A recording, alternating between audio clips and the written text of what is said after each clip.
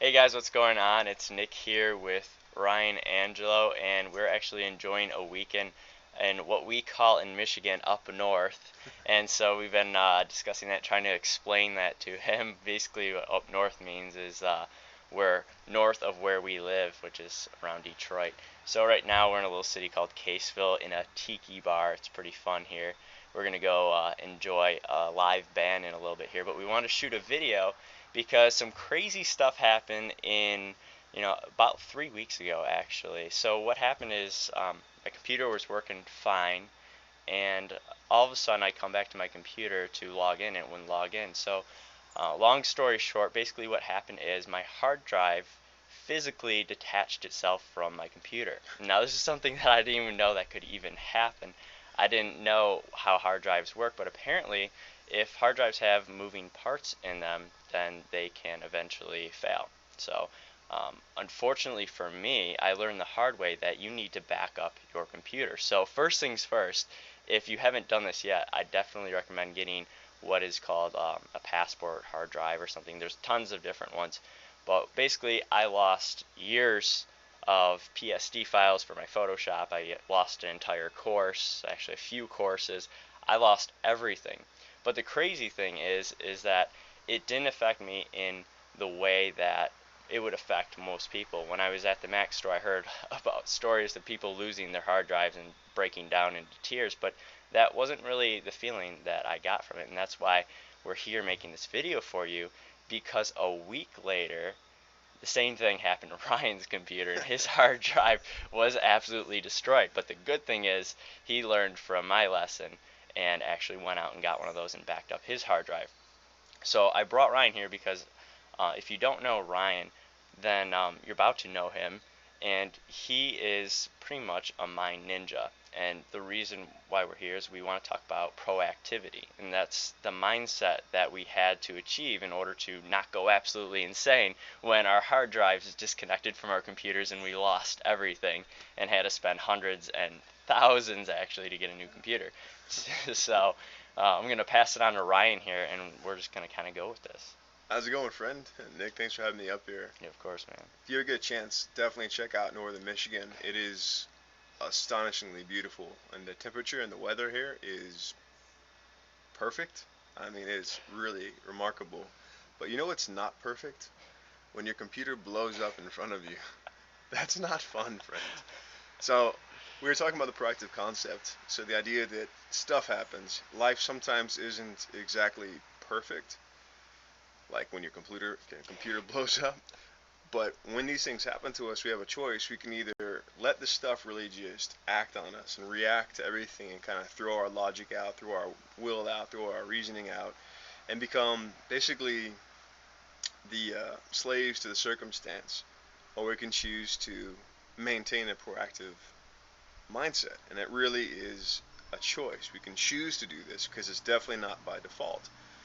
And so when the computers went out, you can imagine there were one or two emotions that presented themselves in the idea of throwing the computer or something fun like that. However, some reactive mindset stuff doesn't help us. And so think about this last time you had a conversation with a person who surprised you or something you didn't expect happened and it kind of knocked you off a few steps. If you allow yourself to be taken over by these emotions, by complexes, by circumstances, then what happens is you create this downward spiral that leads you into even more problems. And we've all experienced this throughout the course of our lives. And so I'll let Nick talk more about his experience, but the act of choosing a proactive mindset is literally a critical thing because you're moving forward. You're either going to create a downward momentum or maintain an upward momentum. And with the amount of stuff he was working on when his computer went out, it was a pinnacle time frame not to go crazy and not to get depressed. And so Nick firsthand got the opportunity to practice like training and working out, practice the proactive mindset. So I'll let you talk a little bit about what you did to keep your mind right. Yeah, so at this time, basically, I had just finished the 10-minute blog blueprint, which was going along with the Pro Blog Academy launch. Thank God we had uploaded all the videos in the ebook before this took place, which is crazy actually if you think about it. If you want to take it to a really metaphysical level, thank God that happened. That's just amazing that we got that out before. That would have been devastating. Would have had to record all those videos over. But the funny thing is when it actually happened, I grabbed my computer up and went outside. My parents were on the deck, and I'm like, all right, I'm going to the Apple store. My computer's hard drive is destroyed. And my mom looks at me like, well, are you okay? Like, what's going on? And just at that moment, I guess I just accepted what had happened. I mean, and that's what it comes down to with a proactive mindset is if you can't accept what you can't control, then you're going to be a slave to all the emotions that kind of come up with whatever is going on. And that's obviously a very extreme situation where you have to keep yourself calm and collected, especially then because we were still in the middle of the launch and I need a computer, especially a Mac. I tried working on a PC during that launch and it just didn't work, but just so happened that we found a way to fix it. I ended up getting a MacBook Air, so now I have two computers for now, which is really cool. But speaking on the proactive mindset, right now is a time where a lot of people are going through multiple different things, becoming very frustrated with traffic, how to drive traffic, and how to capture more leads. There's so many things coming at us and not enough focus. So what I want to do here is instead of just talking about, the abstract in proactive mindset, I want to give you a strategy as well. So in a second here, we're going to go on over to my screen and I'm going to show you around Facebook PPC. Now, if you've done Facebook PPC before and failed, then this could be a really good time for you to learn more about it and apply some of the things that I'm going to show you, because Facebook PPC right now is at such a pivotal time, because what happened is a lot of people came rushing in and PPC got really expensive. I mean, I actually stopped doing Facebook PPC because it was so expensive that it wasn't even worth it. Well, what happened is that cost was driven up by people coming in not knowing what they were doing. Well, now all of those people have pretty much left.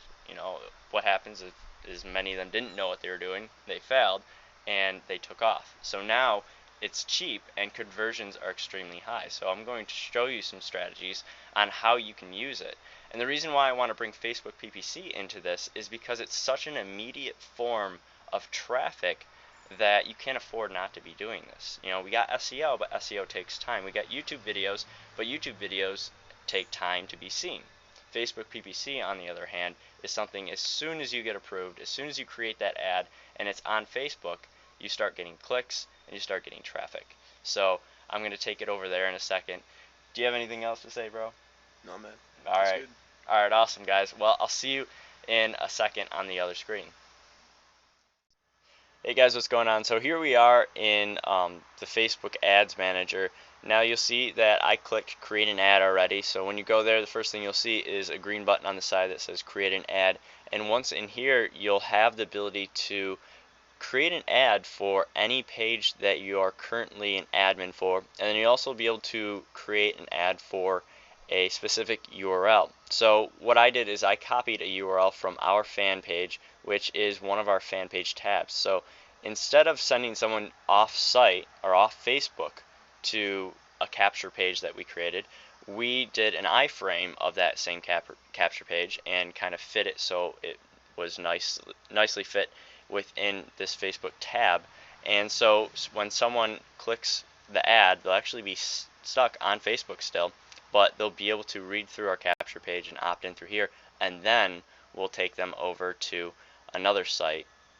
That way we can continue our process. So back to the ad, we'll put our URL in here, and once our URL is in here, we'll be able to create our ad down here. So we obviously have the headline, you got 25 characters there, you got your body text and an image. Now as far as images go, what's really been working is kind of awkward images almost, but also adding a border. If you add a border to any image, it always pops out, especially if they're vibrant, like vibrant greens or vibrant reds usually work the best. So when it comes to that, Definitely use borders, and definitely go and search for some awkward looking pictures. Those tend to produce the most clicks.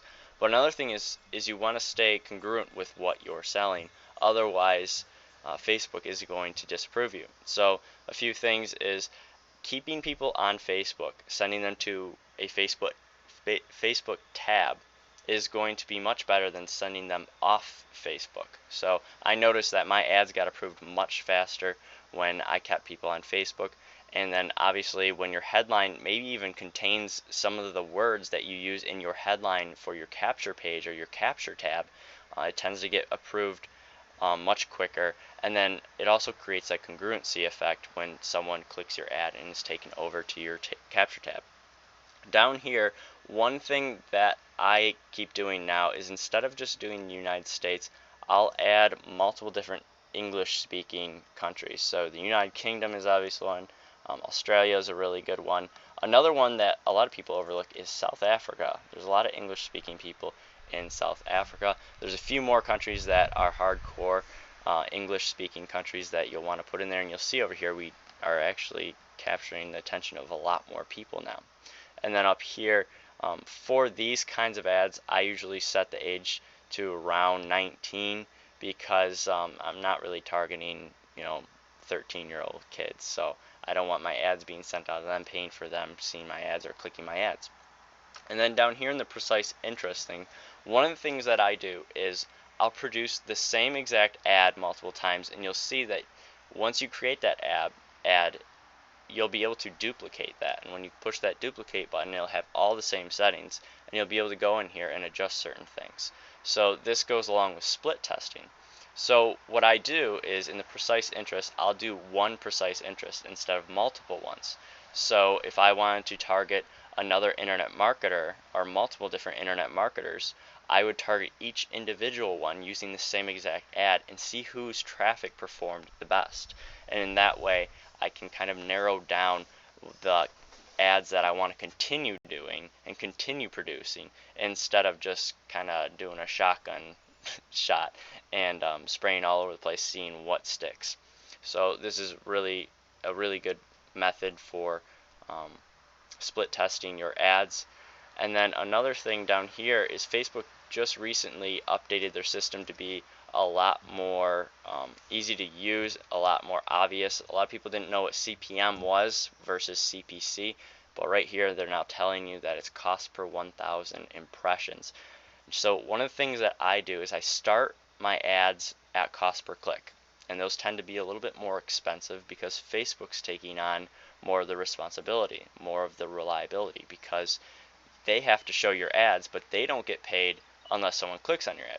Whereas CPM, your ads are being shown, but you're taking on all of the risk, because if someone's not clicking on your ads, you're still paying for those impressions, and so Facebook's still getting paid even if no one's clicking on your ads. So what I do is I'll test an ad with cost per click, and if I see that it's performing really well, which is something like 0.1% click-through rate or above, then what I'll do is I'll take that ad and I'll convert it over to a cost per impression.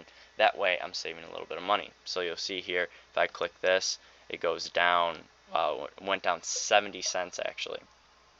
So definitely take those things into consideration. Those are a couple cool strategies that I like to use. Like I said before, Ryan and I are going to head out to a live band right now. I hope this strategy works, and definitely check out some Facebook PPC. I mean, spend $50 this weekend to put some ads out there, get some traffic to your fan page tab, or even if you are sending them to an offsite URL, that's no problem. Just do it. Just bring in traffic and work. Facebook PPC is one of those things that takes time to learn, and it's one of those things that you need to continuously do in order to better yourself in the strategy. So that's all for today. I'll talk to you guys very soon.